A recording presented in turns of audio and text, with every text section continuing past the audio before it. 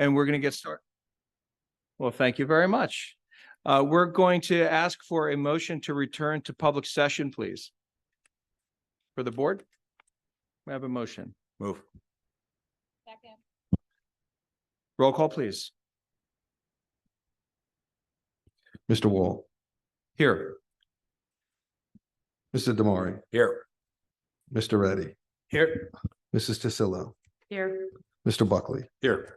Mr. Lebecci, Here. Mrs. LaPresti. Here. We have a quorum. Thank you very much. Meetings of the board are open to the public, and all members of the community should feel free to participate. There are two opportunities for the public to speak. Any individual desiring to speak, if you can kindly give your name, address, and the group, if any, that you're representing. The presentation should be as brief as possible as well. I'd like to ask the students, can you please rise and help us salute the greatest symbol of freedom in the world? If you could please do that now so we can pledge allegiance to the flag.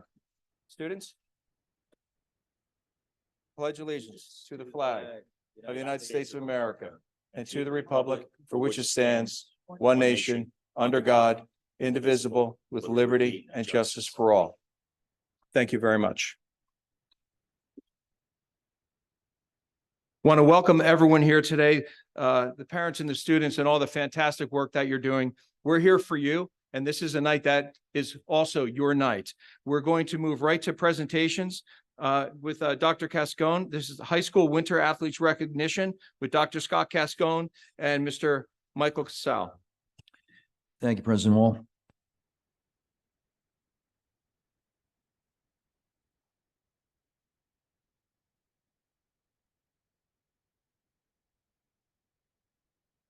Dr. Kokoda, are you in the house? And Mr. Casal, if you'll join me down here. Well, good evening, everyone. Thank you so much for coming out tonight. Our amazing student athletes, our coaches, and of course, the wonderful families that support them as well.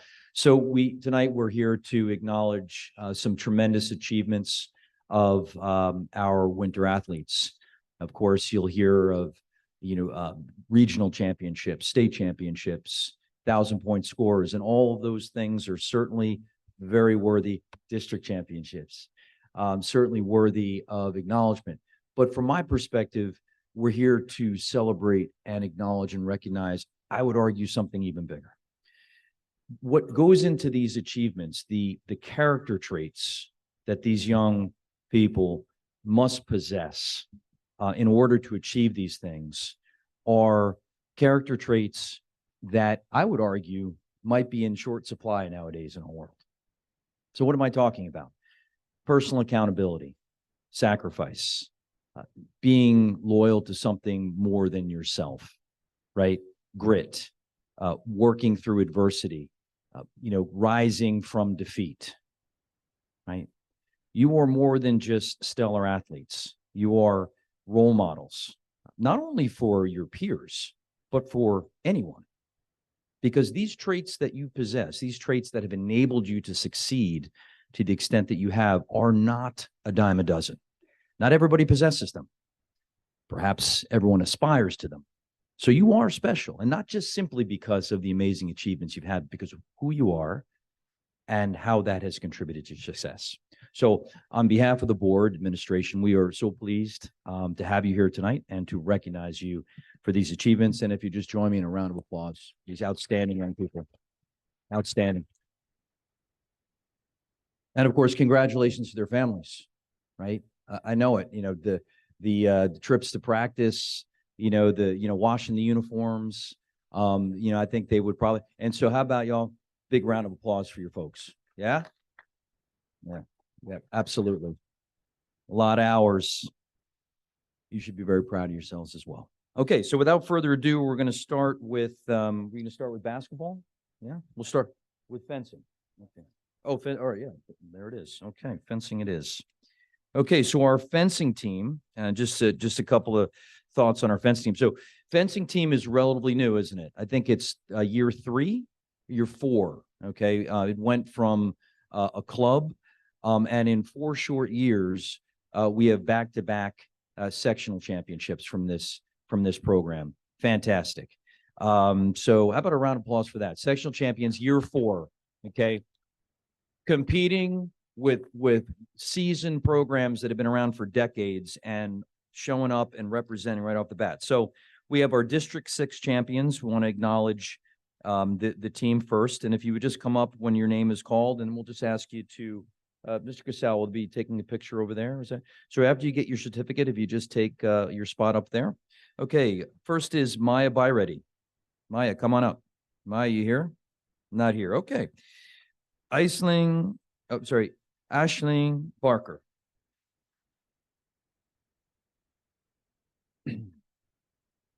And of course, a really important position, keeping track of everything.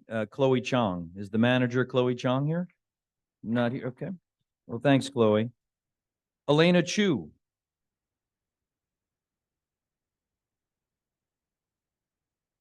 Alisa Ivanushkina. Here. Mahika Jawa.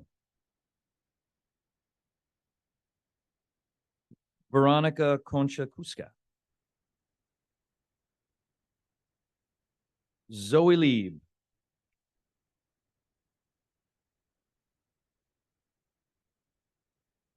Moniayo Mabugunshe.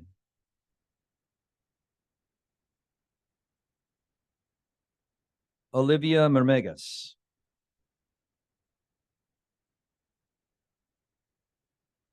Anastasia Novogilov.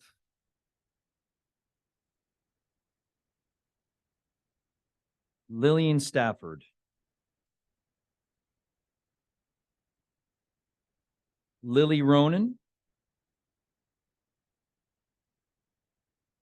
And Kristen Wu.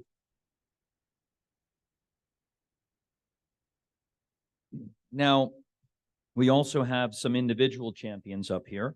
In the District 6 EPI individual champion, Anastasia Novogilov.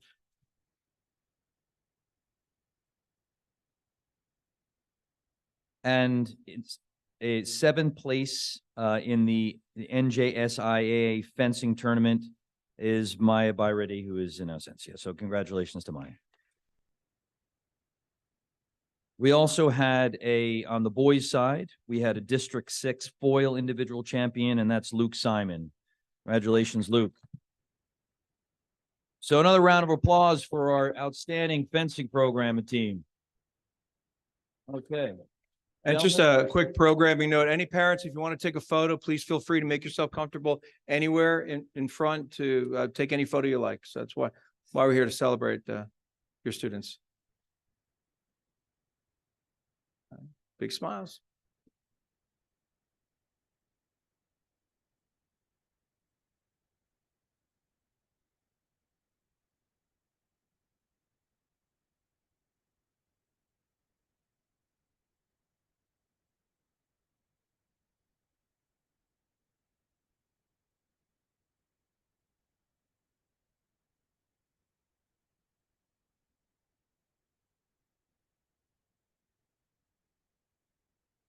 Thank you very much. So, yeah. So if the best photo is from somewhere other than your seat, feel free to get up, move around, get the best shot you can. Thank you, Dr. Cascone. Thank you, President Wall. Okay, all right. So moving on to our boys swimming team. You spoiled us, boys. 2 years in a row, back-to-back North 2 Group C champions, overall state semifinalists 2 years in a row. Had the opportunity to see you swim in the group final, and really amazing. A lot of individual honors. You've set an amazing tradition of success, and there's big shoes to fill moving in. So pleased to acknowledge and honor this team this evening. We're going to first call up Coach Brennan, who was also the Coach of the Year. Coach Brennan, come on up.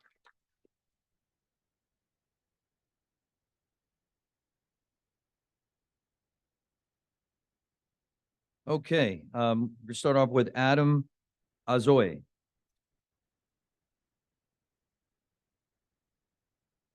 Daniel Belikov. John Chang. Leon Du.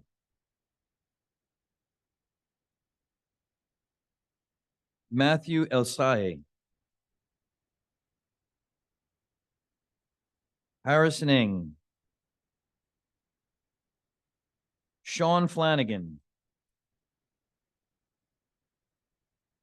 Important position of manager and one of the driving forces behind the recent high school cultural festival, Jaden Francis.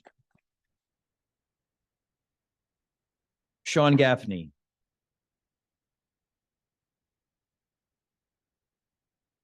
Christopher Hall.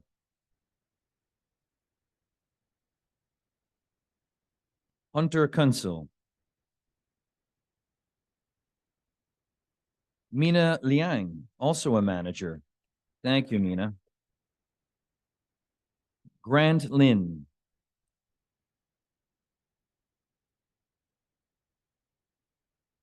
Devdeep Mazumder.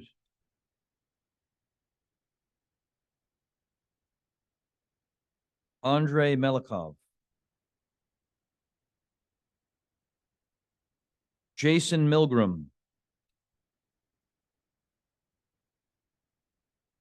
Mark Milgram.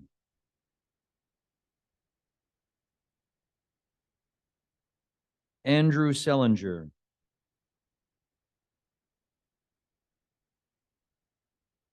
Daniel Taft.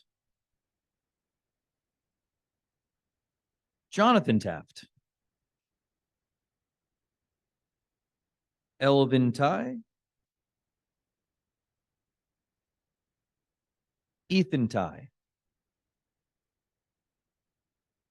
And Emmanuel Xenakis. We also had some outstanding individual achievements. We had in the 200 freestyle relay short conference championship team, first off, Christopher Hall.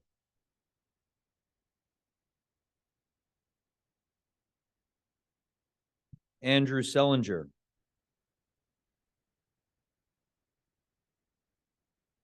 Emmanuel Xenakis. And Hunter Kunsel.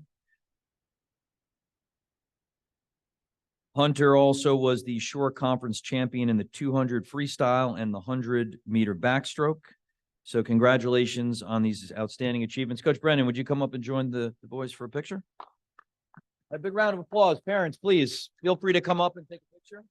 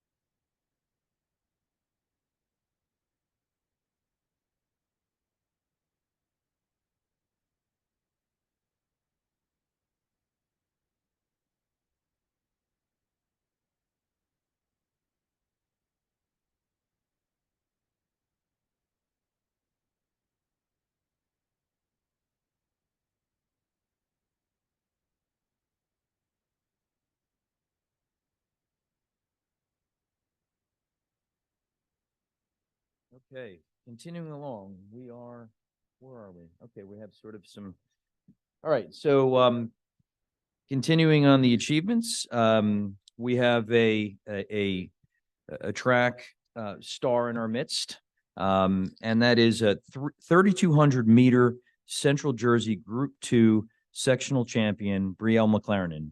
Brielle here, come on up, Renee. Brielle.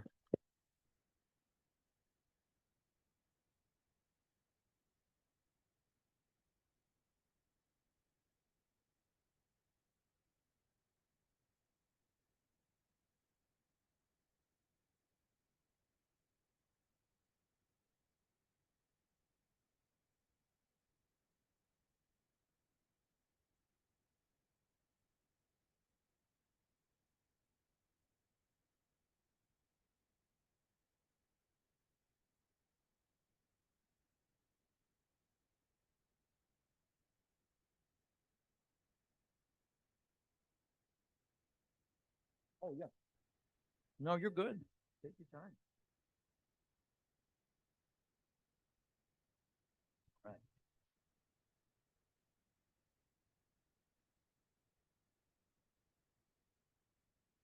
Okay, next up, sophomore, um, two-time district champion. Was the regional champion this year for a wrestling team and went down, had a heck of a run down at the state championships. Ended up on the podium in 7th place. Obviously looking forward to what's coming in the next couple of years, and that's Alex Reyes. Coach, want to come up?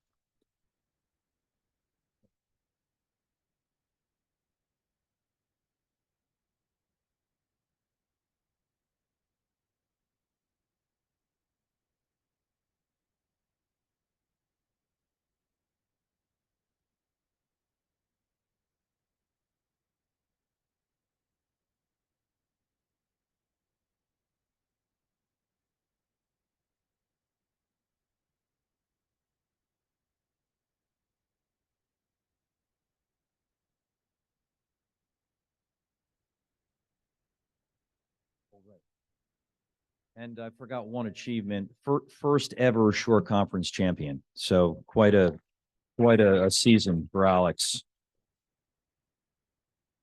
Okay, and finally, really a pretty remarkable achievement. I mean, scoring 1,000 points in a high school career is really an exceptional achievement, and we are truly fortunate to have 3,000 point scorers reach that milestone this season. 2 from the boys team and 1 from the girls team. If I'm not mistaken, I think all 3 are continuing their playing careers in college. Super proud of that. We look forward to continue to watch you succeed at the next level. And that is from the girls team, Allison Cannon.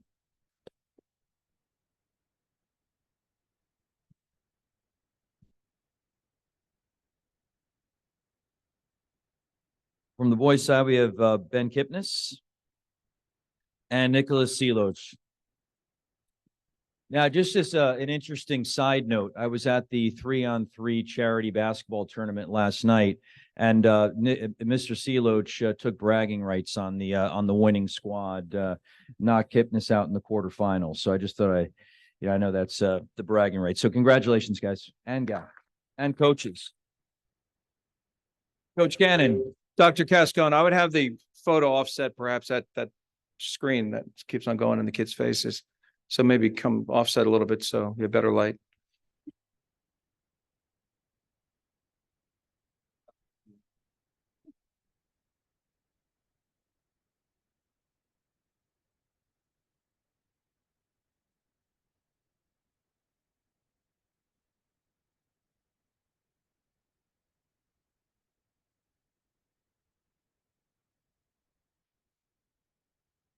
Terrence, can I just say a few words about the 3,000 Yes. point scorers and Alex Reyes. So what Alex did was tremendous, because if you go into the auxiliary gym, you'll see a bunch of wrestlers that have had some great success. And Alex as a sophomore is tremendous because he has 2 more years left. And what he's done is no other wrestler has done in the 50 years of this school district. So that's congrats.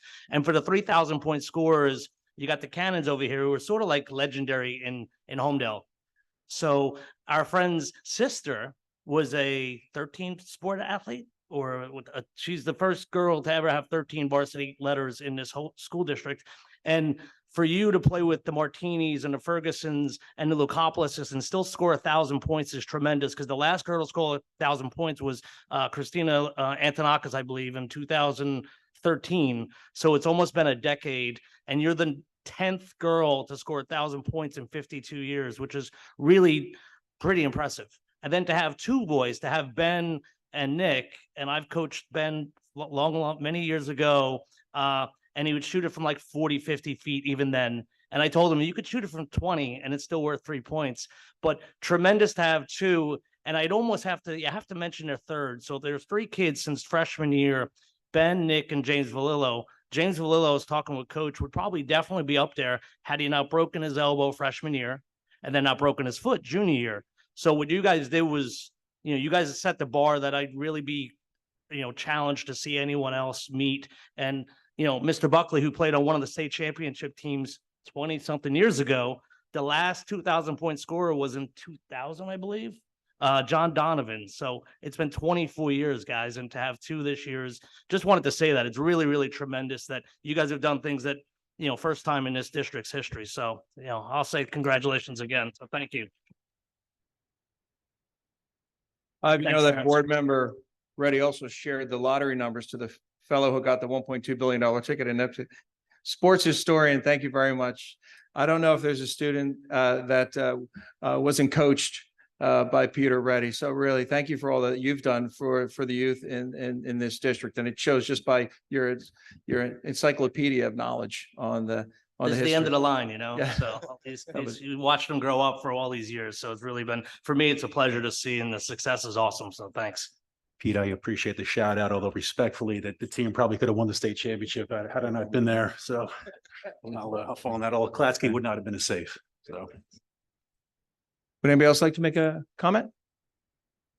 Board Member DeSilla, I know you're an active sports family, a lot of history in the district, yeah.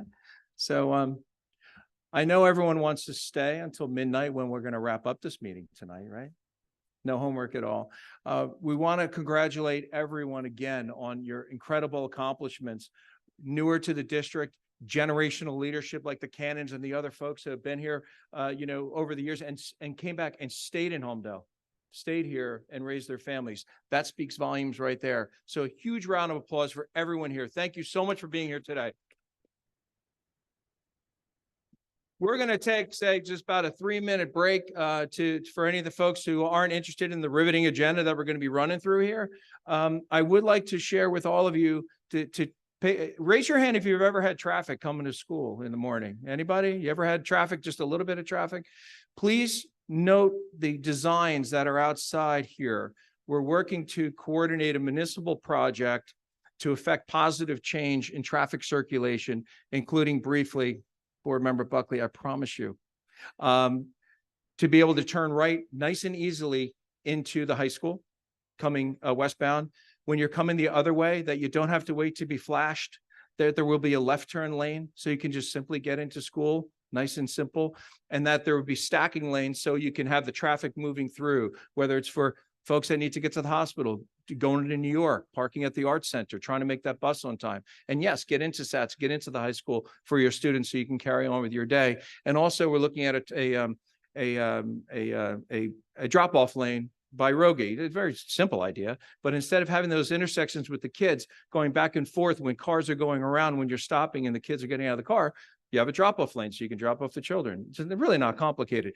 Please take a look at that. If you find favor with that, reach out to the township committee so they understand the value in having that in the 2024 capital plan, because the timing is literally right now.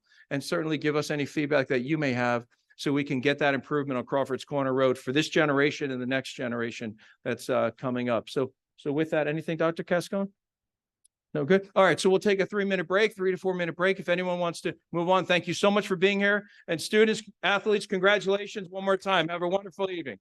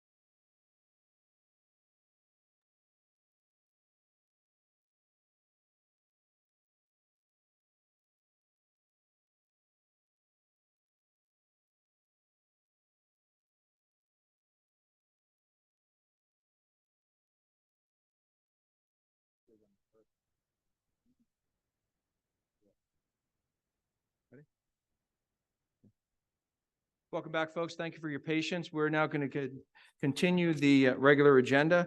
And I'd like to ask Mr. Howard, if you'd be kind enough to kick off the presentation for the Student Safety Data System, SSDS. Thank you very much. Appreciate your time tonight.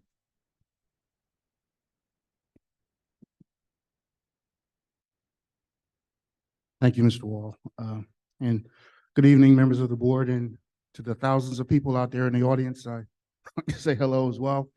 I'm going to be going over the annual report for the Student Safety Data System, that's SSDS. This report has to go to the State Department 2 times during the course of a school year. All right, so what is the report? Why is it essential? And I'm not going to read all that to you verbatim, but according to the law, all school districts are supposed to report to the state incidents of violence, vandalism, weapons, substance abuse, anything relating to HIV, bullying. Also, programs that are done in the district, as well as any kind of activities and training that's also done in the district in relation to bullying. This report actually took the place of 2 different reports. One was the EVVRS, and if you were an administrator for a long time, you remember the EVVRS reports. And it also replaced the HIB ITP report, that's the investigations, training, and programs report.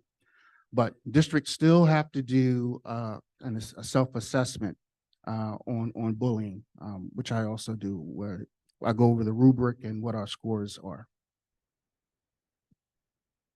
This is just a little calendar to make you familiar with, for the board to make you familiar with the two reporting periods. July 1st to December 31st is the first period, and then January 1st to June 30th is period 2.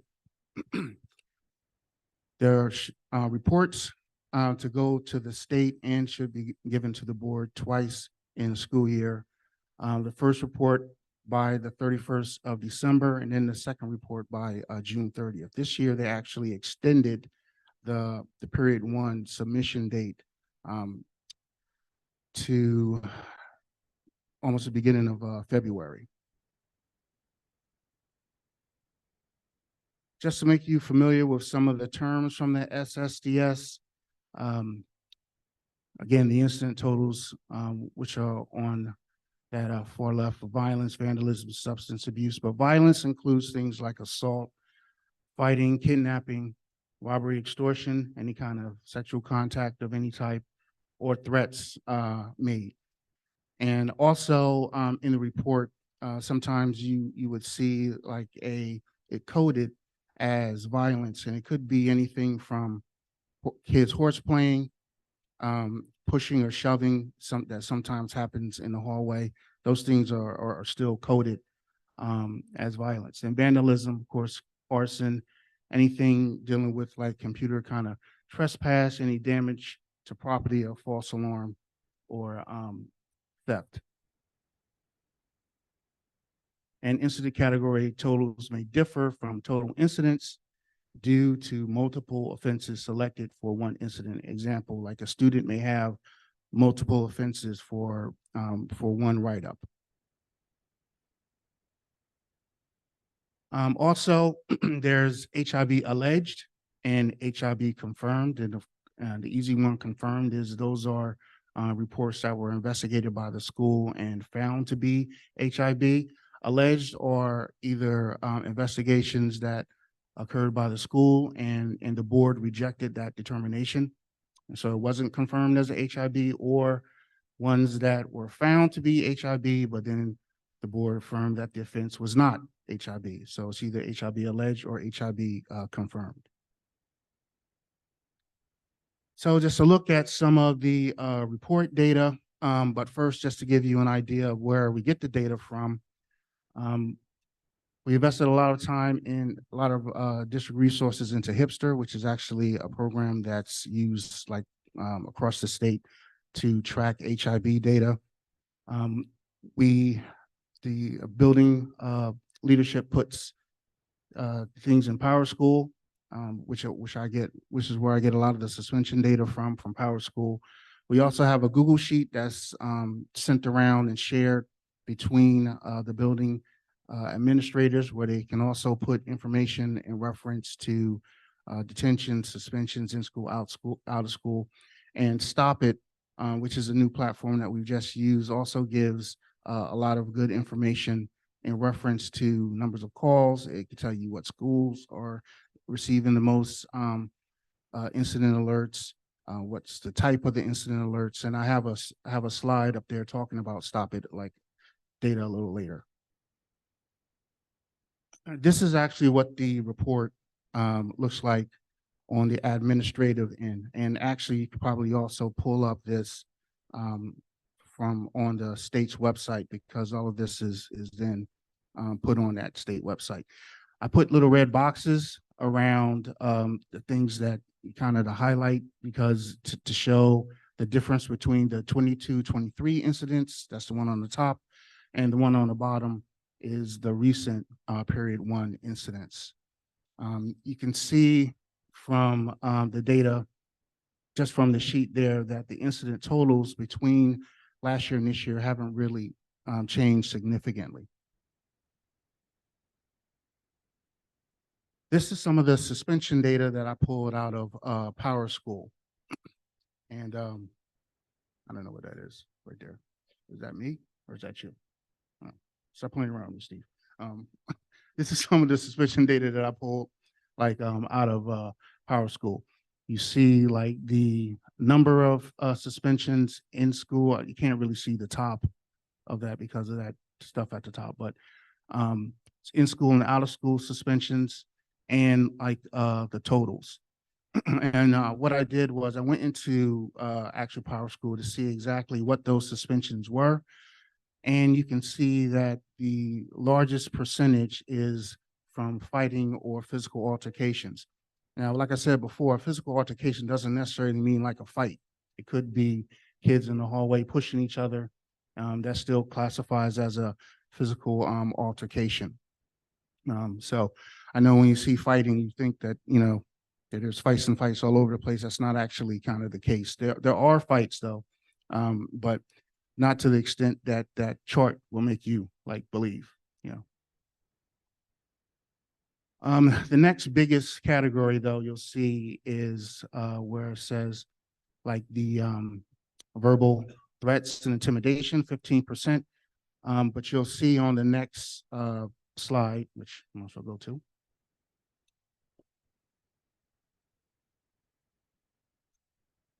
When you look at the HIV data, you can see the top one is the 22-23 school year, and the bottom one is the 23-24 school year. All school year last year, there was 40 total incidents. Now for this first period, that's from September to March, we have 11.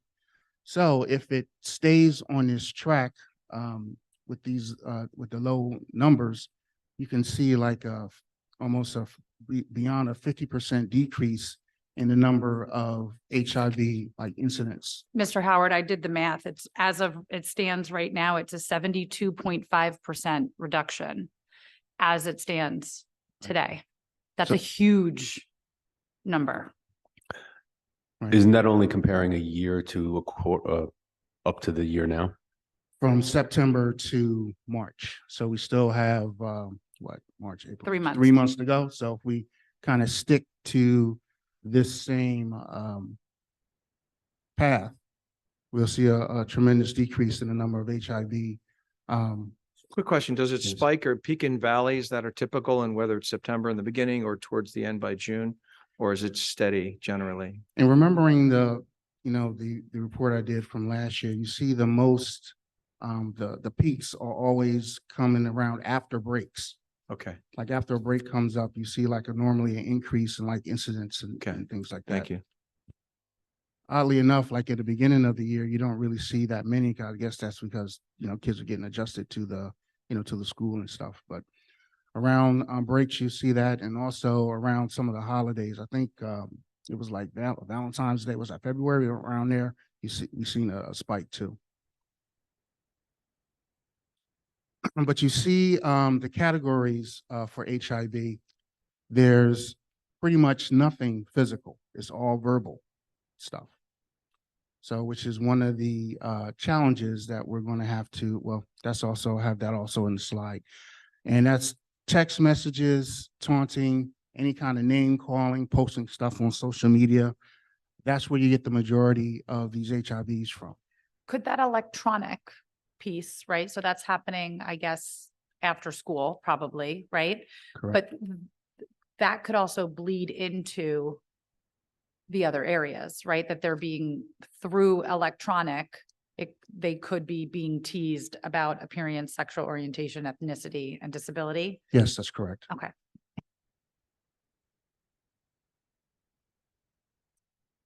And I was recently at a workshop that the State Department was giving about HIV violence and, ways to counteract it. And that's why I pulled this actually slide from their presentation, just to show you that verbal is not just something that's a problem here in Homedale. It's kind of statewide, that verbal instances are kind of the highest reported things in when you're talking about HIV cases. Mr. Howard, Yes. so we've got the, 7,700, I guess, in the 2021-22 school year statewide. Do we have any, kind of comparison data for similar districts? Like, how do we stand on that HIB data? Just similar. By similarly DFG. situated. That's what it's Yeah. called, District Factor Guide. I don't have that, but I can get that All right. for you.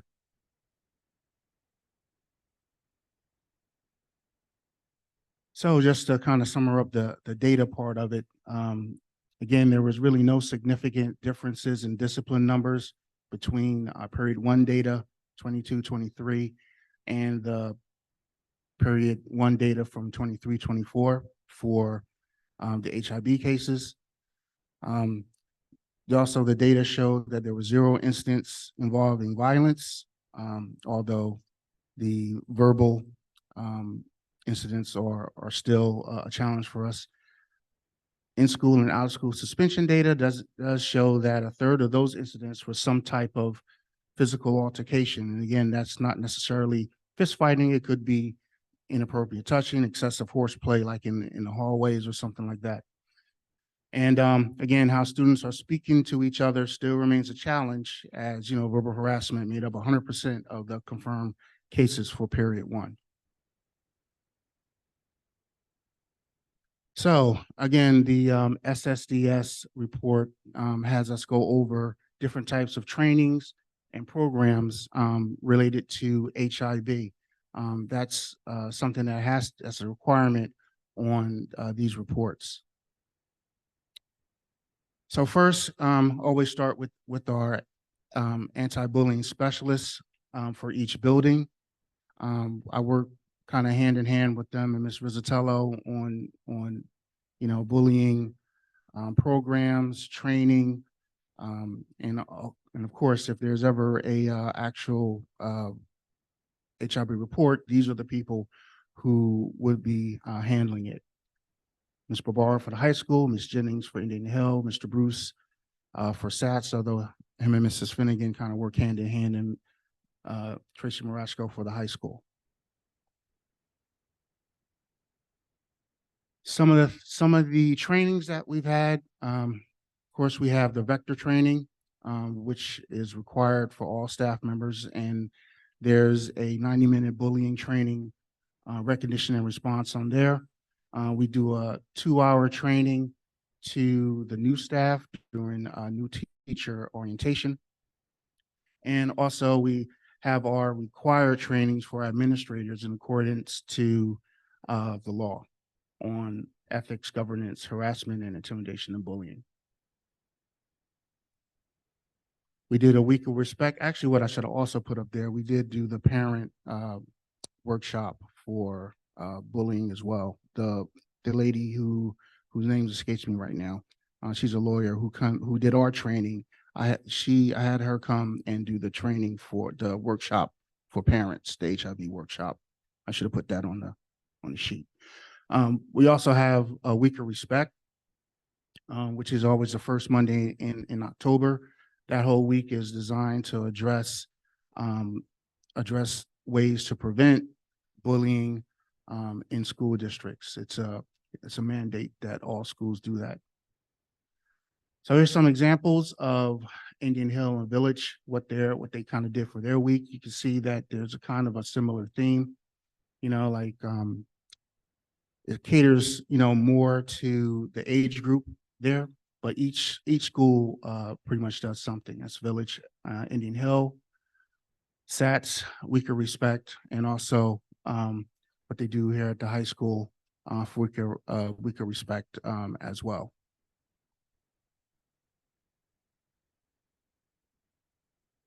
Oh, I did put it up there. Yay for me. We did the parent workshop for HIV law, and also we've instituted this new Stop It anonymous reporting system. Now, I had conversations with some parents about the Stop It before. They were, I guess, there was some kind of a rumor that was circulating in reference to the students using it kind of inappropriately, right?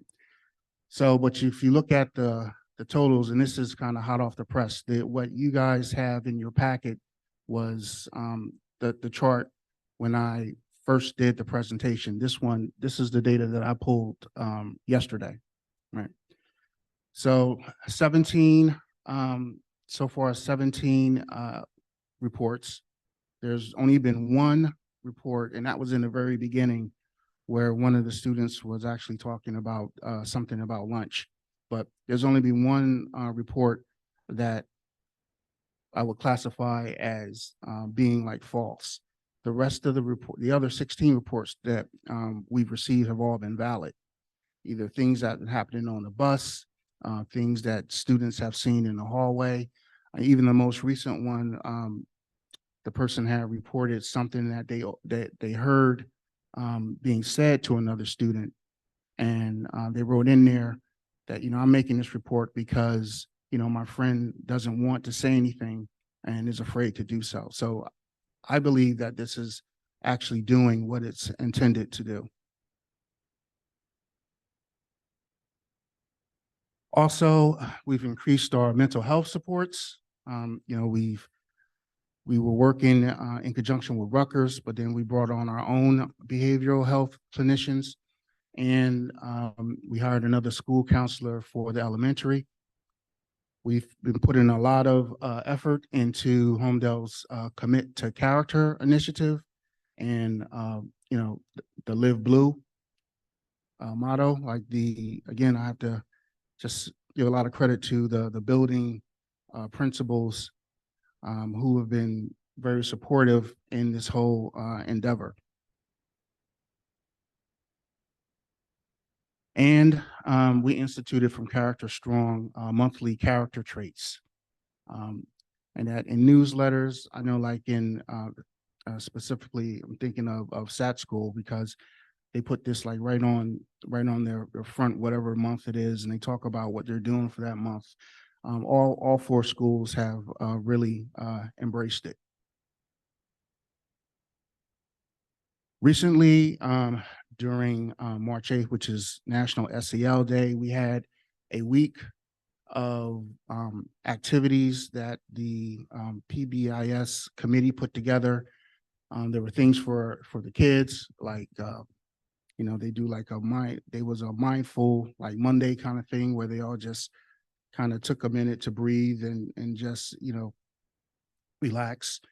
We tried a Homedale Unplugged, which was a turning off the your phones and things like that. Just go a whole day of no electronics.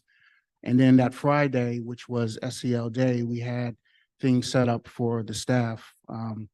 Like one of the schools had a person who came in and did like massages, had them in like the teacher's lounge. We had like a raffle for the teachers. So it was actually a pretty good week, and the committee did a lot of work putting that together. These are just some, I don't really expect you to read all of this, but it's just to show the things that each building does, this high school and SATS. You can see they do a myriad of other things in relations to culture and character and building up school morale. Same thing with Indian Hill and Village. So it's not just the things that I highlighted, but also they do this on a regular and a normal basis. Like student of the month, teacher of the month. I mean, I think Dr. Kokoda was doing everything from shaving his head to being taped to walls, and they do a lot of stuff for culture and climate here in the district. So some of the expectations moving forward of things that we need to do. One, so since the use of inappropriate language is, still pressing, cyberbullying and use of social media platforms still kind of is a challenge. We need to still strengthen our culture in those areas through programs and initiatives. I know that there have been several things already done here at the high school and also at the middle school in reference to that. We still have to have a targeted effort to enhance the HIV training district-wide, especially for contracted employees like bus drivers. I mean, not bus, the bus drivers, volunteers, and also to other areas like maintenance and custodial as well. And we are also looking to recertify all the bullying specialists, in addition to ensuring that we're standardized in our reporting procedures. And data reporting, I mean, we have a lot of systems to track data, but it doesn't do any good if we don't put the correct information in there. So we got to work to make sure there's consistency among those reporting channels. And, we're using Hipster to monitor investigations, but still we got to also make sure that the stuff in Hipster and Power School are reported correctly. This helps with these reports at the 2 times a year. And also the continued focus on training, on code of conduct implementation, HIV reporting, data reporting, and we previously offered a training for parents. We still need to do that in the future. And although there was low participation at that last one, we still are going to put it out there for parents to come find out information about the law, HIV. Also, we're going to keep doing the suicide awareness parent workshops as well, and look to expand that to other topics too, to make kind of a parent workshop seminar kind of thing. And that's it, unless you have any questions for me. Open it up to the board, please. Any questions? Thank you so much, Mr. Howard. No problem. I just wanted to comment, thank you for the presentation and the data. Anyway, we're looking at this, a substantial impact is being made to help build the character. And it looks that you're going to continue to focus on the verbal abuse. That seems to be the basis, which is affects the child where we can't really see how it affects them compared to physical altercation.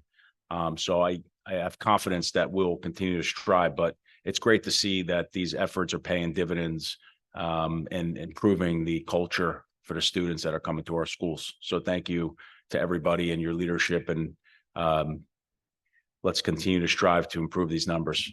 Thank you. Thank you. Thank you kindly, sir. Well, I have something to Yes. say. Sorry, your light was on, so I was waiting for you to talk. Like I said, as it stands right now, 72.5% reduction, assuming there'll still be some incidents going on. We're hopefully still even looking at a 50% reduction for the year, which is phenomenal and so appreciated. What concerns me, and I know, and you said it yourself, is that 100% of what we're seeing is verbal. And when you look at that, we're talking ethnicity, appearance, so ethnicity is the highest one. And then electronic and sexual orientation is tied for second, but electronic can actually bleed into all of those other areas and probably do. I'm sure. So I just put it on us as a district to make sure that we are, we're doing this, the PBIS, which is a step, but when we talk about, I know I'm going to say it and you are all going to hate me for it, but the diversity, equity, and inclusion stuff that we're supposed to be doing, whether it's for the LGBTQ community, ethnicity, religion, all of these things where 100% of our cases are, we need to like step up and do a little bit of a better job in that area to help support, because PBIS can't do it all, right? It has to be embedded within the curriculum as well. So it's just, it's an area that I think we can support you in your efforts. So that's it. Thank you. Thank you. Kim, just to comment on that notion, I appreciate you bringing that up also, but let's not forget I think the page you were referring to, was that this one here? Yeah. I know, in addition, did we mention is that children with disabilities that are getting verbally abused? Is that what that is? 11%? Yeah, it could be anything from not just physical disability. It could be a student that's in a special needs classroom. Okay. That is already in our curriculum, though. Acceptance of disability is already a state law and it's already in the curriculum. But what's missing from the curriculum? DEI. Haven't we been speaking about DEI for the last 50 months that I've been on the board? Is DEI in the curriculum? So there are several state statutes that translate into curricular mandates. There are various, but two that I'll mention are the LGBTQIA+ law, which then is reflected in curriculum with respect to, amongst other things, acknowledging contributions of historical contributions, cultural contributions of, historical figures that identify with the LGBTQIA+ community. There's a broader statute in New Jersey that's referred to as the DEI statute, the Diversity, Equity, and Inclusion statute. Now, through our recent NJQSAC review, we did have to show evidence of alignment with that. Prior to the last couple of years, I would suggest that the district was highly disaligned. What we've done, which is sort of what one might call a middle way or a sort of a stopgap, is that we have included within all the curricular documents an appendix that has resources that staff members can use to address those topics. But I would not suggest that our curriculum is fully aligned or integrated with those statutes, if I can be completely frank. Thank you for that. Mhm. What classes do we have that teach children how to communicate with their peers who are disabled? Well, I mean, I think that it's Mrs. Lamogli and I have this conversation all the time. If I told you that, that we didn't have work left to do with creating inclusivity within our school communities for students with disabilities, that would be disingenuous. We absolutely have work to do in that area. When you look at things like Play Unify, and that's unified sports, that is a good step, absolutely a good step in the right direction. But this idea of inclusivity within the school environment has many, many different aspects, many different layers to it. Really at its heart is that, if you are a student for whatever reason, that falls outside of the majority. And, whether that's the majority race, whether that's the majority sexual orientation, whether that's the majority ability, is the idea that our schools are not intentionally or unintentionally creating, barriers to success or an environment where that student is, whether intentionally or oftentimes unintentionally, feeling as if they are not valued equally. So that is an ongoing goal, right? But I think when you see, some of this data and you see some of these behaviors that are rearing their head, whether it's with respect to disability or perceived sexual orientation, clearly I would agree with Mr. Solo that there is a need to address that in some way, shape, or form. And yes, we have been addressing it sort of, I would say, tangentially through the PBSIS and through the character ed. It's a tangent approach to it. But, and also I would suggest that we're only really beginning our efforts as it relates to character education. Mr. Howard will tell you that next year we're building on that with staff development. We're looking for a full K-12 implementation of our character education program in the following school year. So we're only just beginning our efforts. And I do believe that you will see those numbers start to come down as our character education programs become more mature and established. However, final point.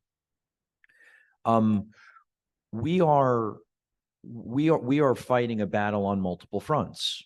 I've said this for years, and I'll continue to say it, is that I believe that our schools are some of the safest, welcoming, inclusive places that there are. But the reality of it is that the disconnect between the culture and the tenor and the environment and the norms and the guidelines of behavior that exists in our schools, the disconnect between that environment and the environment outside of our schools widens with each year. And whether that's the behavior that happens on social media or the way in which children interact with each other when they're not in our schools, and ultimately that makes our job that much more difficult. To me, what is equally important is that all folks need to be as deliberate and thoughtful about the way we're approaching modifying behavior in schools outside of school. That is really the final frontier, I would argue. And that's really part and parcel of really involving and really leveraging that partnership with parents and getting them on the same page with us with reinforcing it. And I'm not suggesting they're not necessarily, but that to me is as equally important as what we do in the schools to address the behaviors that sometimes we do see in school. Final point, and I always said I had a fun. This is final. The vast majority of the students that stride through our doors on a daily basis are outstanding citizens of our school community. I think that's really important to know. And I see it and we experience it. I observe it. We are talking about a relatively small percentage of students who are exhibiting these behaviors. And I think that's evident in the data. We have 3,000 students who walk through our doors every day. And we had, Mr. Howard, 11? Correct. 11 incidents, right? We want 0. But when we're talking about young folks who are still developing their character and their view of themselves and view of the world, that's not a shabby number, but we know we have work to do. That was some answer. I did not tee him up for that one. That was nice. Appreciate it. But I want to understand this because Kim mentioned DEI and I think I heard this correctly, but you only mentioned the sexual orientation piece. Is DEI only sexual orientation? I didn't just Okay. mention that. All right. I thought you had I said only mentioned that ethnicity group. is tied as number Okay. 2. That's all part of DEI. And what about disability? Is that in there as well? If it's, Are they all part of DEI or is it specific to? I'm not sure where certain disability groups? is. However, I know it is. Okay. But I know that I specifically had a conversation with Dr. Irwin and asked her if the disability piece was already in place. And she said it was. And she's shaking her head. Yes, that it is already in So place. I just want to make sure we're putting a focus on all groups. And when we talk 100%. about disability, the unified sports is great. What I'm also thinking about is one of our students, let's say in a wheelchair, goes to a party and really isn't recognized by their peers. And maybe because their peers were never taught how to involve them, that other student, maybe they're uncomfortable. And I think those are important facets that we should be teaching our students. So when we look at the overall picture, we're making sure we're focusing on all the students that just need a little assistance to be included in as many functions as possible. But some of that, I think some of that is just innate in children. Yeah. Like it's empathy, right? So like my daughter was never taught how to specifically interact with a certain child in her grade that has an AAC device. And yet specifically, I got feedback at Indian Hill last year or the year before about how she constantly interacts with this one child and helped her at the school store and helped her at what, like, and it's, you know, and that's just empathy of, and perhaps it's because I work in special education. So my daughter has that empathy built in, you know, from my home. But again, like if it's not like, again, we can just do better for all groups. course. 100%. And I also always like to point out too, as much of the mentorship from the older students, like almost like character role skits where the younger students can get mentorship from the older students on how to treat other people verbally. I don't know how much of that we're doing, but I know we did that when I was in high school. We had a mentorship program, and I think it helped out a lot. So just throwing that out there. But Yeah, currently, the high school students go down to Indian Hill. I'm not sure what the name of the actual Peer program. leaders, right? Jack, is it peer leaders We have peer leaders and then youth alliance. and youth alliance? So, and you're part of that, I'm part of peer leaders, yeah. peer leaders. And what are some of the things that you do as part of peer leaders? It's really about going to some of the, elementary schools and connecting with those students. You know, a lot of them, you go there and they ask you questions about being a high schooler, that kind of stuff. And it's just really a good way to interact with them. with that being said, are we getting close to, say, SAT students meeting up with some Indian Hill sixth graders who are going to be coming to SATs to help lower the intimidation and help them be comfortable entering a new school? And then I don't know how much we do that from high school from SATs to the high school. Yeah, I know, with Mr. Bruce and Mrs. Finnegan, especially when the sixth graders are coming over for like their tours, the middle schoolers are really giving them the tour around the building and talking to them. Then I don't know how much they go down prior to that. I'd have to ask Ms. Simonelli about that. Art, are we still doing, and Jack, you might know this. I remember when you were a freshman or even when you were in SATs, you would have, as a seventh grader, you'd have a liaison with like a 10th grader. Eighth grader was like, 11th or 12th grader. Are we still doing that where we're pairing kids up? And I mean, obviously we get the benefit of having SATs in high school co-located here. And I think it used to be like once a semester or something like that. Yeah, so that used to be, I forget what it was called. It wasn't peer leaders. I forget what it was called, but it was. Yeah, but we'd have, younger students come in, and some of the older kids would, it wouldn't be one-on-one, but it No. would be like, they'd break you up alphabetically or whatever, and you'd get one or two high schoolers to interact with you. I haven't seen anything, recently where we're doing that, but I could be wrong. But I do know Youth Alliance does go down to, SATs to talk to them. Yeah, I think I remember when we started it, I think it was a good program just because, especially when kids are going from, 7th, 8th grade, and then they're coming to the high school, especially if they don't have any older brothers, older siblings, older friends in the neighborhood or things like that, it makes the landing a little easier. Cause like, oh, I know that junior, I know that upperclassman. And of course it always mattered. Like if you had an upperclassman that was sort of like, out to lunch, it wasn't as good as an experience as maybe another kid had who was that upperclassman was a lot more engaging. So it was a little bit of potluck, but I still think it was good, especially for those kids that need it and that aren't going to reach out and say, oh, I'm not finding my way. I'm not comfortable. I think relooking into that is not a bad program, and it gives leadership to the older students that could use it. So. Allison? I'm going to chime in really quick here. So I went to an all-girls Catholic high school, so clearly much different than public schools, but along the lines of what Pete said, we were assigned big sisters going into an orientation, all-girls Catholic, so a little different, but that is the kind of relationship I think maybe that Pete's referring to, which might be useful. It's like a buddy system, learn the ropes and all that kind of stuff and make connections just to start the friendships. And I know before we kicked off the school year, they had like a picnic, a meet and greet where they would introduce to friends so that you would kind of naturally network. So just something along the lines of what Pete said, I thought that was really helpful for me making the transition to high school, albeit different than the public school environment.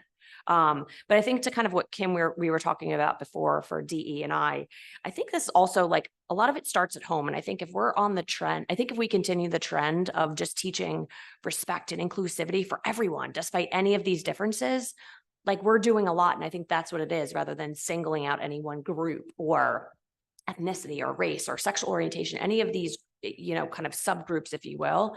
I think it's just teaching empathy, teaching respect to everyone despite these differences. I think we've made so many strides. And if we continue just focusing on that, we're going to be in a really, really good place. Thank you for that. I think you're correct. All of these things start at home. They start at home. They're inculcated in school, hopefully to the positive, and it's followed up at home and within the circles of your family. I think there may be different philosophies on the board and different politics, certainly, but I would just suggest that we don't get lost in acronyms. We don't get lost in dogma from the state. If you look across the country, DEI as a monetized, weaponized acronym, that infrastructure is falling apart across the country, falling apart. It doesn't mean that communities aren't diverse and they're not inclusive. Homedale is incredibly diverse. It's incredibly inclusive.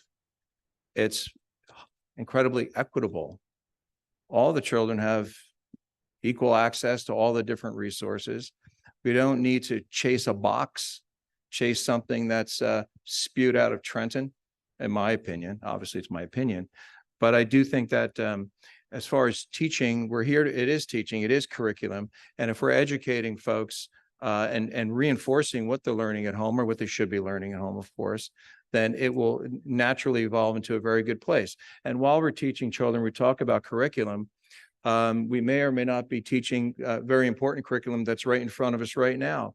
There are lessons on slavery that folks hear about from many, many years ago. When I was in a podcast that I was hosting just yesterday with Congressman Chris Smith, there's modern slavery right now, today, in Monmouth County. Child sex trafficking, labor trafficking. Many folks who are driving those gorgeous Teslas aren't aware that it's child slave labor that put cobalt that's required for these batteries, that these poor young children in other countries are engaged in slave labor today, not in 400 years ago, in March of 2024. Those are some of the things that also matter as far as curriculum. The second largest illegal business in the country is human trafficking. $150 billion business. 71% of the victims are women and girls. And there's also a ferocious amount of data showing young boys trafficked right now in Monmouth County. So these kinds of lessons and this kind of curriculum, far from DEI and acronyms, and that's what I mean by chasing acronyms. Get away from acronyms and get into, are we a diverse community? Yes, we are. So it's not like we don't do DEI. You don't do DEI. Are you a diverse community? Are things equitable for folks? Are you inclusive? Is it an inclusive community? I think it very much is. I see it evidenced at every board meeting. So to me, it's clear. So I'm not so compelled to do DEI and check a box.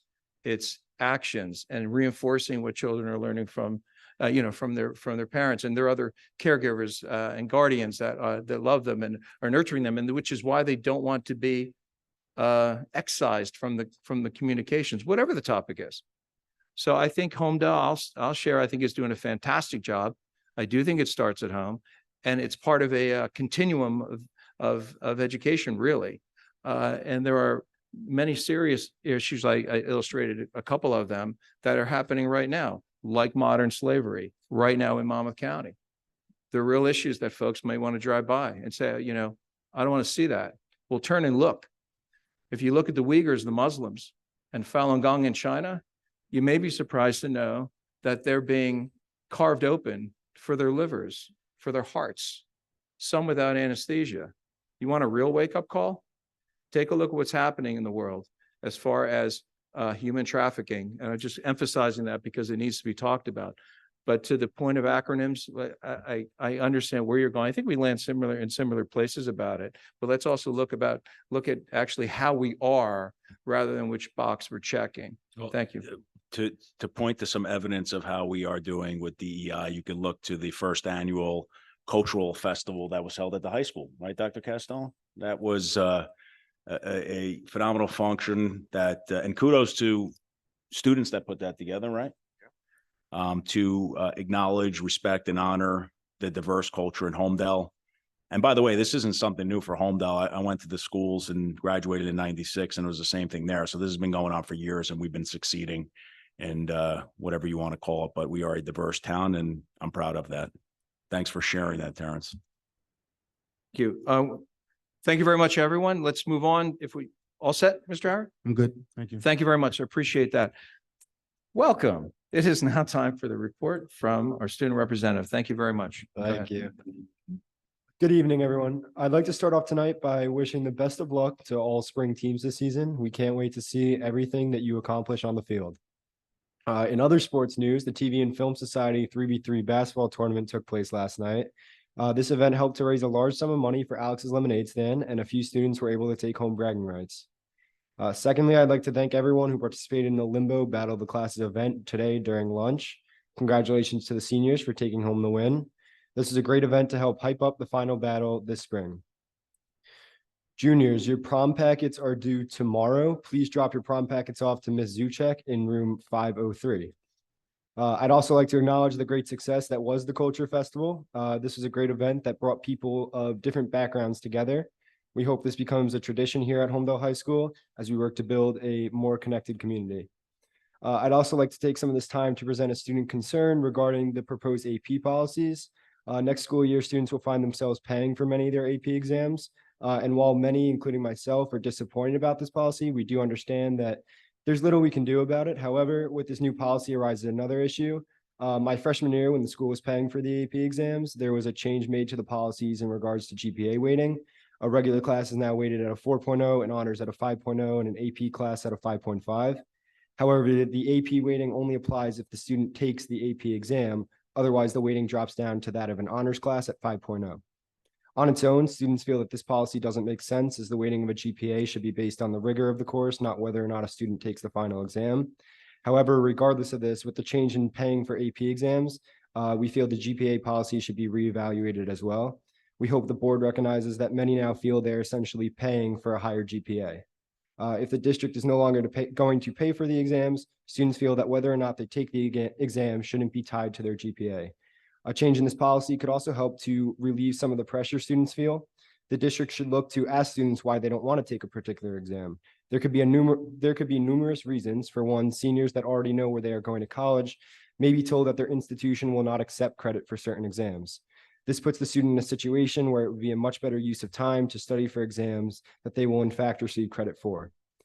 In summary, with this change in AP policy, students feel that the GPA weighting policy should be reevaluated in order to avoid an inequitable system. A change in weighting could also help to relieve some of the weight students feel in terms of feeling pressure to take exams.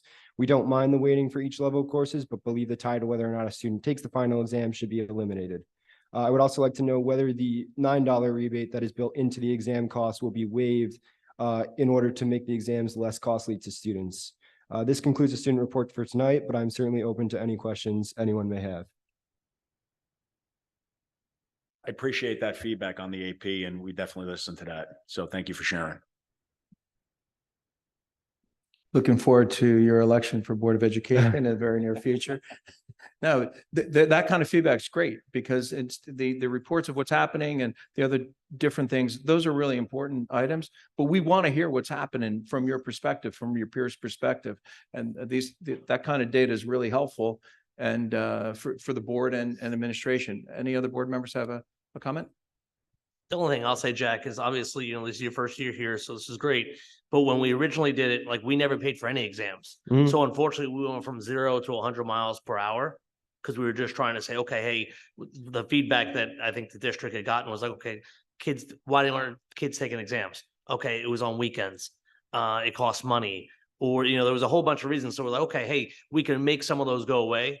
And instead of, micro strokes, we did basically a big macro stroke. Say, okay, we'll pay for all exams. So here we are, we're paying for exams for kids in the VOTEX. We're paying for all exams here. We're paying for kids for exams that didn't even sit in a class, but yet somehow took the test. So literally somebody's taking a macro, AP macro or micro, and literally like they're just testing out.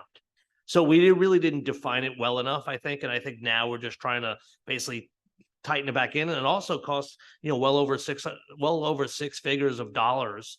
So it was definitely, and it kept escalating. So in a way, it was like just trying to roll it in. And most times, most kids at best, you're getting 2 AP credits in college. Many times colleges aren't taking the credits, or they'll say, okay, we'll take up to 2 if you're lucky, or we'll just take it as the credits only. So I think it's a dynamic thing we're still working on. And but a I brief think it's great Yes, and a feedback. brief follow-on to that. There is an element that I don't think we spoke about. Folks come to Homedale for the schools, period. And all the other items are fantastic, but they're here for the schools. So one of the items that folks look at are the school rankings. So there was an element, if Board Member Reddy may recall, that tied to the extent to which exams are taken with the AP, if I recall correctly, and to the extent that that was creating this kind of a negative impact on the ranking, that how can that be improved? Because school rankings have, of course, they're important. Shouldn't be the only driver, but that was an important driver. Do you recall that?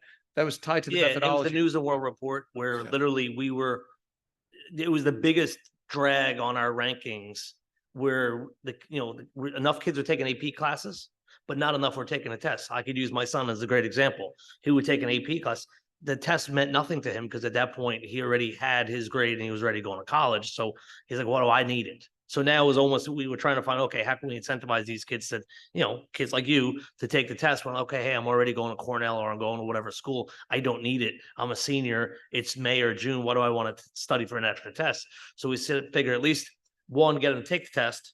And then obviously the next piece is trying to get them score a 3 or higher. That's the one piece that I guess we're still working on and, still has to be accomplished. So, but yeah. Thank you very much. I'd also like to say, and I know we are changing, or in the beginning, we weren't paying for them and then we were, but then with that paying switch came the change in the GPA policy. So that's why I think if we're going to switch back, we also should definitely look at switching back the GPA policy. And I do understand, getting our rankings up or whatever, but I also feel that, with going to Homedale High School, there's a lot of academic pressure. And I know it's often, talked about and said, how can we improve this? I don't think that, forcing students to take AP exams in order to improve our school ranking is, a great way to reduce that academic pressure that many feel. Thank you for that. And well said. And everything you're saying tonight will be taken under advisement. I'm sorry, what? Oh, that's right. 10 signatures. I'm sorry, Board Member Tassilo? Jack, you weren't here, and believe it or not, we don't actually see each other much except outside of family functions. But last week at our committee of the whole meeting that you don't attend, I asked for this to be that particular topic, not with all of your points, but to be re-looked at so that we could make changes for the incoming freshman class. And then Dr. Irwin actually said we could it doesn't have to just be for the incoming freshmen. It could be for everyone. There was multiple options. So it's definitely being discussed. And just as we talked about rankings and stuff, one of the things that stuck out in my mind from one of the presentations was also once you've already taken 4 APs, it doesn't help the rankings anyway. So you're taking 4 just this year, right? So anything that you took freshman year, sophomore year, or that you will take next year as APs, doesn't even help the rankings because only 4 per child actually help. After that, it doesn't even matter. So that's just something else to keep in mind. But thank you for speaking about your other, as a whole for your class. Yeah, no, that was a great perspective to share about the rankings from a student's perspective, because I've heard a lot of parents that are stressing rankings or bust, really. And I think that that's an important response that we now can provide to them on how the students actually feel about it. So that was great to share. That was a great share, and it struck up a really good conversation. And because that's tying into grading, I'd like to, so one of the things about grading that's definitely on the table is having an A+ go in. What are your thoughts about that and the stress that it would give to high schoolers having an, because we already have B+ and C+, but adding a level of an A+. I would say there's already a very high level of competition at the high school in terms of, who has the higher GPA. And I think that if you're now adding that extra level where you have to get an A+, just not an A, I feel like students are going to be more pressured. Like we had the A+ at the some of the younger schools. And I believe it was Indian Hill where they had the superintendent's honor roll, where that became an issue because now students are striving to get straight A+. And I think the pressure that high schoolers feel trying to get straight A's is already enough. And I think that adding A+ would just, heighten that even more. Thank you. Thank you Kim- again. And Kim, next, oh, sorry. go ahead. I think a few years ago, when Bill Logren was the high school principal, we had the conversation, not just the pluses, but also the minuses. I think that was the biggest takeaway was, okay. And that was the time when we didn't have option 2.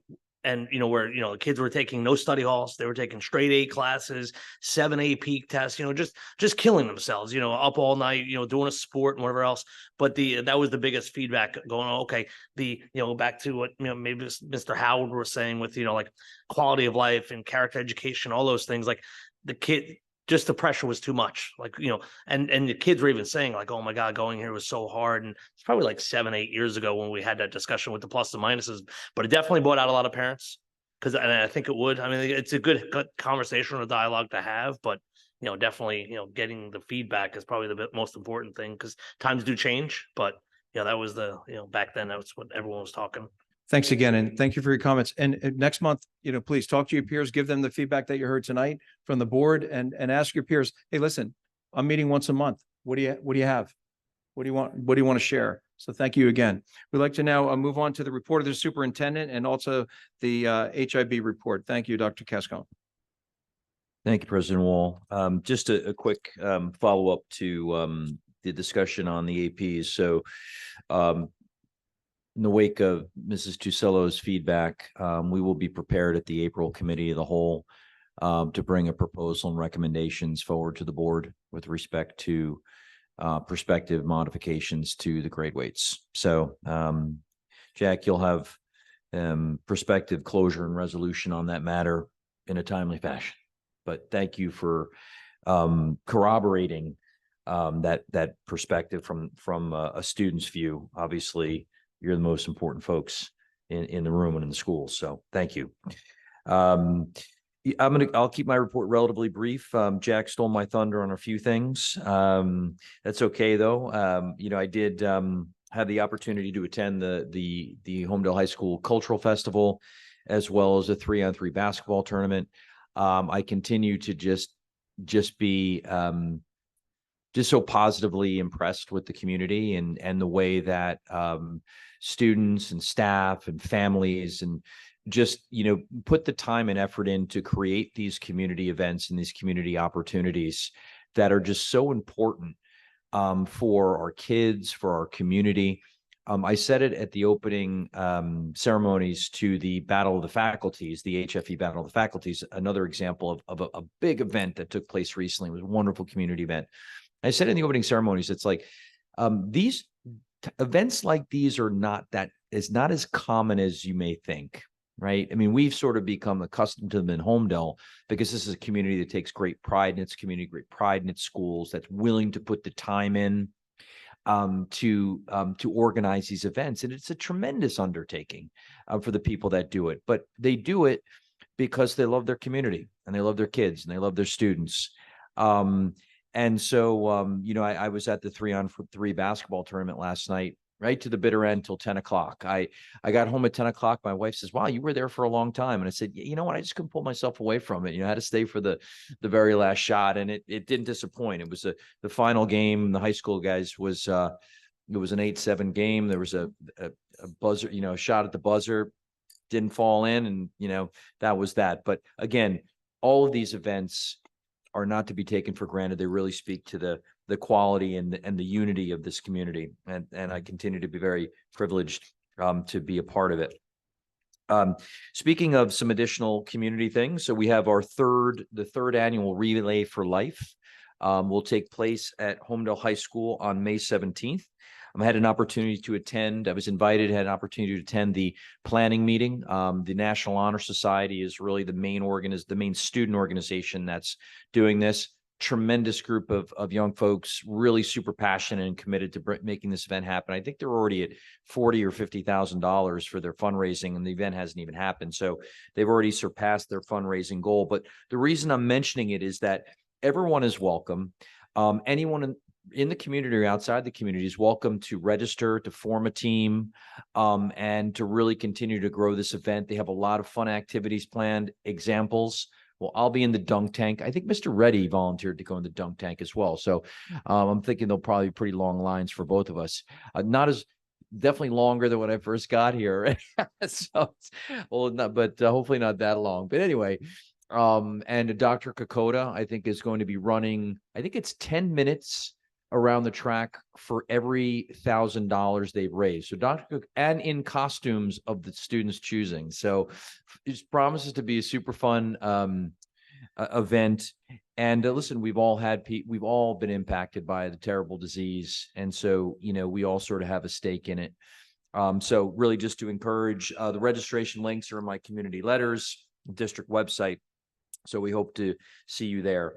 And finally, I just wanted to bring the community's attention to an event that's been taking place for a number of years now. It's organized through the Monmouth County Superintendent's Roundtable, of which I'm a member, and part of a steering committee that organizes the Monmouth County Schools Partnership for Wellness Symposium. So this is essentially, it's a community event. Educators, parents are welcome. Takes place at Brookdale Community College on April 15th. There's going to be a terrific keynote speaker by Carly Bushhoven of the Madison Holleran Foundation. And if you're not familiar with Madison Holleran's story, she was a standout student and cross-country runner from Northern Highlands High School in Northern New Jersey, was on a scholarship to UPenn as a runner, and died by suicide.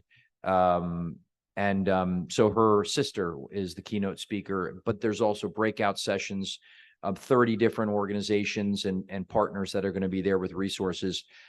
This registration link is also included in my community letter. So encourage you, all are welcome, parents, family members, to come out and learn about how we can ensure that not only we're keeping our students well and safe, but also, self-care and making sure that we're that we're well as well. So we hope to see you there. Just as a final reminder in closing, the school district is closed for spring recess, but we are open on April 5th for a half day, snow day give back. And that will be early dismissal. And so just encouraging, if you are not vacationing, and if you are, that's terrific. But if you aren't, please come. Because we do need to have a requisite number of students in for the day to count. And I have a lot of faith that our committed students and parents will ensure that we're okay on that day. And so finally, we'd just like to take an opportunity to wish everyone a safe and restful recess, and to all those observing a happy and blessed Easter holiday. And Mr. President, that is my report, which I respectfully submit into the record. Thank you very much for that. Any questions from the board? I'm kind of bummed. I think May 17th is also Carnival Day for Village. I think so. Really? Pretty sure. Yeah, but you can go afterwards. So the Relay for Life, this is to be the third year. And the one thing, Scott, thanks for saying that, because, just writing down Battle of Faculty, Powder Puff, Battle of Classes, Relay for Life, the Pizza Contest. Those are 5 great community events that aren't stressful, not like a game or something that, something hangs in the balance. Everyone walks home a winner and happy. But the Relay for Life really goes from like 4 or 5 o'clock. Like I know there's a lacrosse game and a baseball game. So I know all those kids will be late, but it runs all the way to darkness, and really doesn't really get started till, like, you could say 6, 7 o'clock, or 6 starts at 6. But by the time the lights go off, they, shut off all the lights and they light candles for all survivors. So, and all the kids and everyone that's there walks around, does a lap around the track in memory of anyone that they know or they want to, think about. And it's really, and in silence. So for the kids that, like, I'm sure Jack just left, but I know he goes each year and the kids go, it's really like, almost like, it's very emotional. It's very moving experience. And, I know Alexis Fox has raised like $10,000 the last 2 years. And I don't even, and that's just tip of the iceberg because we barely had village school kids there, Indian Hill, Sats, or even a lot of the community because we just haven't gotten the word out well enough. But I know this year we're definitely going to knock the cover off it. After carnival cleanup, I'll be there. Thank you very much. And Board Member Reddy, thank you for pointing out that walk. They're really incredible things that the students are very much walking together on behalf of their fellow men and women. Can we, the HIB report, Dr. Cascone, did you? Sure, President Wall. So I submit the HIB report as presented in closed executive session into the record. Thank you very much. At this time, what I'd like to do is, because the agenda says so, and we want to, is open it up for any questions or comments from the public on action items only. So if anyone would like to come up from the public for action items specifically, the microphone is yours. Seeing none, we're going to move on to, sorry about that, action items. We're going to, the agenda, if you may see, is organized. I think, thank you, Dr. Cascone and the team for organizing the agenda so we can navigate it, I think, far better. The first set is approval of minutes. That's 1 through 4.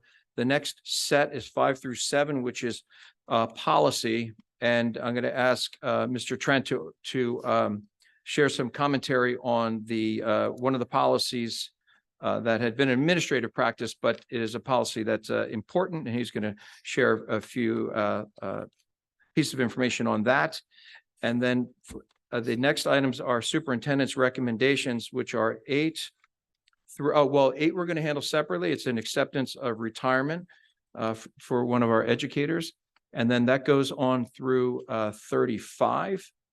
And Mr. Patrizio, I believe there are 2 items that are donations that we want to also manage separately. I believe that's 39 and 40. Thank you very much.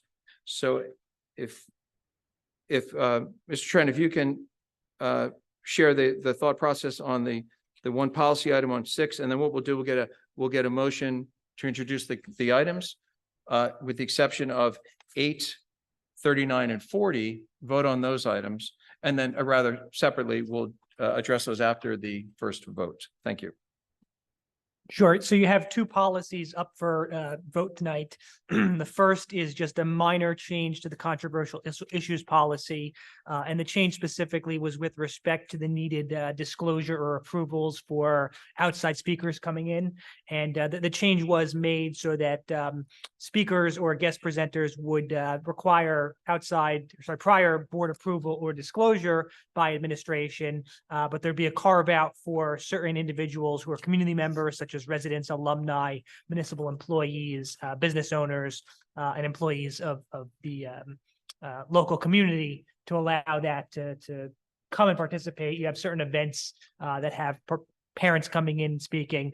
So those are the changes to the controversial issues policy before the board. And then with respect to the employment of substitute teachers, there's been some discussions within the policy committee about potential conflicts of interest within the district. The changes with respect to this would be for any substitute being employed within the district, whether it's a direct employee or through ESS or a third-party vendor, there'd be a prohibition on those individuals who have a child or a relative who's enrolled in the school district from serving as a substitute in either the particular school where they are employed, where the children or relatives are attending, or in the elementary schools, it would be at the grade level. So just a general concern about conflict of interest. No one would be prohibited from being employed under this. It would just be a different assignment to avoid relatives or children having substitutes who also are either their parents or someone that that they are living with. Thank you. So the separate votes are going to be number 8, which is acceptance of retirement for special education teacher W.R. Satz. After we do the roll call on the first, I'd like Board Member Tassilo, if you'd be kind enough to read that one when we're ready. And that if Board Member Reddy be kind enough to read after the first vote, the item 39, which is regarding home to high school, a donation from Exxon Mobil Education Alliance. And then if Board Member LaPresse would be kind enough to read the acceptance of non-monetary donation from Village School PSA, the item 40, after we do the roll call. So accepting those 3 items, may we have a motion to approve items 1 through 7, 9 through 38, and 41 and 42, please. Move. Second. Roll call, please. Mr. Wall, Yes. Mr. Damari, Yes. Mr. Reddy, Yes. Mrs. Tassilo, Yes. Mr. Buckley, Yes. Mr. Lemecchi, Yes. Mrs. LaPresti. Yes. Motion passes. Thank you very much. Item number 8, Board Member Tassilo. Acceptance of retirement, special education teacher at William R. Satz School. Whereas Ms. Kimberly Presti has served the Homedale Township Public Schools with distinction. Whereas Ms. Presti has faithfully executed her duties with skill and competency. And whereas Ms. Presti has earned the respect of her colleagues and community residents. And whereas Ms. Presti has submitted her letter announcing her retirement from the Homedale Township District effective July 1. And now therefore be it resolved that the Homedale Township Board of Ed accepts Ms. Presti's retirement with deep gratitude for Ms. Presti's dedication, loyalty, and outstanding services performed, and further extend to Ms. Presti its best wishes for a happy and healthy retirement. Thank you so much. May I have a motion, please? Move. Second. Second. Thank you very much. A roll call, Mr. Petrizza. Mr. Wall, Yes, congratulations and all the best on the next part of your journey. Mr. Damari, Yes, thank you, and congrats on your retirement. Mr. Reddy, Yes, congratulations. Mrs. Tassilo, Yes, congratulations. Mr. Buckley, Yes, congratulations. Mr. Lemecchi, Yes, congratulations. Mrs. LaPresti. Yes, congrats. Motion passes. Congratulations. Thank you very much. Item 39, Board Member Reddy. Acceptance of monetary donation from Exxon Mobil Education Alliance for Homedale High School. Resolved that the board accept with gratitude a monetary donation from the Exxon Mobil Educational Alliance for Homedale High School in the amount of $500 to utilize in science, technology, engineering, and math education. Thank you very much. Have a motion, please. Move. Second. Roll call. Mr. Wall, Yes, thank you very much. Mr. Damari, Yes, thank you. Mr. Reddy, Yes. Mrs. Tassilo, Yes, thank you. Mr. Buckley, Yes, thank you. Mr. Lemecchi, Yes, thank you. Mrs. LaPresti. Yes, thanks. Motion passes. Thank you. Thank you very much. And Board Member LaPresti with a resolution from Village School PSA. Thank you. Acceptance of non-monetary donation from the Village School PSA. Resolved that the board accept with gratitude a non-monetary donation from the Village PSA of a Promethean board to be installed in the K1 Science Lab at a cost not to exceed $5,960. May we have a motion, please? Move. Second. Second. Thank you very much. Mr. Buckley, roll call, please.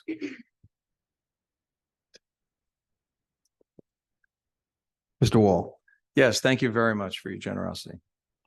Mr. Damari, Yes, thank you to the PSA. Mr. Reddy, Yes, thank you. Mrs. Tassilo, Yes, thank you. Mr. Buckley, Yes, thank you to the PSA for the generous gift. Mr. Lemecchi, Yes, thank you. Mrs. LaPresti. Yes, thank you to the PSA. Motion passes. Thank you. Thank you very much for the board. Now, this brings us now to old business. And do any board members have any items for old business that you'd like to discuss? Board Member Tassilo. Just in my thinking about AP, I'm not actually going to talk about AP for exactly, but a tangent on scheduling for budget. And so I guess my question is that I'd like us to think about is if like, so right now for next year, what is being proposed, right, is the 2 APs per student a year. So we're budgeting for roughly 1,000 students, 2 APs, that's 200, my math is right, that's like $200,000. Is that right? 1,000 times 2 for each student. Whereas there could be students that never actually even take it. And so I'm what, so AP, no, oh yeah, no, AP, yeah, advanced placement. So what I'm wondering is is it feasible? And I don't need an answer on this, but just something for us to think about, to do the scheduling process, the rough scheduling process that was actually like at the high school level was just completed maybe 2 weeks ago. That if it was done earlier, we would actually have a rough number about how much we actually have to budget for AP exams. Rather, and we're still capping it at the 2, but there's going to be students, like my daughter, freshman and sophomore year, didn't take any APs. I don't know if she'll take one next year. It's like an alternate for her because she doesn't actually want to. But actually she's going to be taking 3 dual enrollment classes that just happen to now be dual enrollment. But my thought process is that perhaps for budget reasons, if we scheduled earlier, we can have a hard number rather than budgeting for 1,000 students at 2 APs each. Maybe that number is only 500, right? So just a thought for next year that if it's done before the budget's due, we can actually better do that. I don't know, the process. Thank you. Duly noted. Just a quick note to that. Whatever happened to the conversation of offering students who don't take the AP, such as taking SATs? We talked about that. Did that die out? And or dual enrollment. Yeah, what happened to that? We could pick it up at the next meeting. Yeah. but- As a matter of fact, what I was, I had actually just mentioned to Mrs. Tucello that I think that in April, it might be advisable for us to do maybe a curriculum subcommittee meeting. Because there are a few topics which I think are merit sort of a deeper dive. And this might be one that we can take a deeper dive into and then ultimately report out at the committee of the whole. But I also thought similarly for other committee, but something that we can, I have my to-do list to reach out to you to see if you wanted to do that.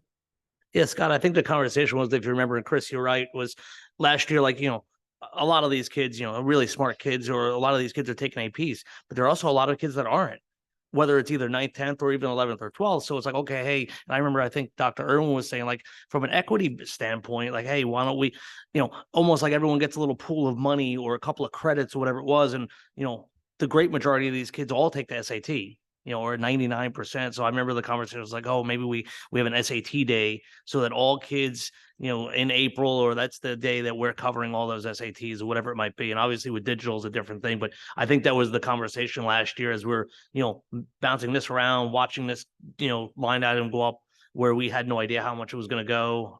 So I think that's a good, having a segue might be a good idea. Yeah, I think it's important to note that this premise of the school district paying for APs or SATs or dual enrollment courses is, I've never heard of it, right? That's, so I think, perhaps in advance of making, beyond the modifications that we've made thus far before, making any further changes or differences, to really just maybe have a fundamental conversation about the sustainability of this, regardless of what it is moving forward, particularly in the context of some of the other budgetary challenges that we've discussed during that process. And really decide whether that's a practice that the board wants to continue regardless of what it's applied to, right? So maybe we phase it out. I think it's worthy of conversation by the board. Okay, thank you. Thank you very much. Any other items for old business? I have a brief one, but I'm surprised it's already old business. We do have the updated Crawford's Corner road improvement project. The maps are done. The estimates are approximately 5 million for the project. And, it's interesting. I've sent the sketch out to some of the folks that I'm familiar with over many years that are leaders in the community. And some of the feedback so far already is things like nice, perfect. When is this all happening? Excellent. And these are folks that are running organizations. The county is already aware of the project. I'm really thrilled about that. Another constituent said the plan really took into account places where we have deficiencies. The plan looks excellent, looks great to me. And then one I'll point out, it says, really like it a lot. Is this approved and happening or still up for a vote? And oftentimes ideas or concepts or designs that the board was, considered and funded to share with the township committee to fund in the 2024 capital budget. And they'll be introducing their budget shortly. They had a meeting on it on Tuesday.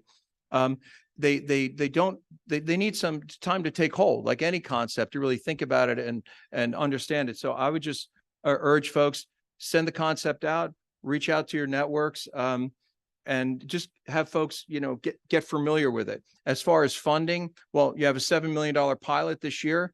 You can pay cash for this from my perspective and my experience in government. There are other options as well. In House of Congress, they are starting, this Congressman Chris Smith is not in our district anymore. He used to be, but we can also reach out to see if there could be line items for infrastructure from the federal government as well, and look at that path. The important item is really to under old business is just to build public awareness and let folks judge for themselves if this is a common sense solution to everyday problems for the community of Homedale. So I just wanted to emphasize that we have the program ready, boards are outside, and with the permission of the Board of Education, we'd like to send it over to the Township Committee with a request to include this in this 2024 capital funding, if you're amenable to that. Consensus is, that's fine. Okay, thank you. We'll take care of that. So moving on to new business, are there any items for new business from the Board of Education tonight? I don't have any either. All right. Nobody? Okay, we're good. So moving on to questions and comments from the public on any item at all. The floor is yours. If there are any questions or comments from the public, we are now open. Okay, seeing none, we will then move on to the fact that we don't have an executive session. Are there any other items, Dr. Cascone? No, sir. We're prepared to entertain a motion to adjourn if anybody would be interested in that. Motion. Second by Mr. Buckley and Mr. Presti. All in favor, say aye. Aye. Okay, thank you. We're now adjourned. Thank you, everyone. Have a fantastic and blessed Easter for those that are celebrating, and enjoy the week. And pass it. Later. Thank you. Take care.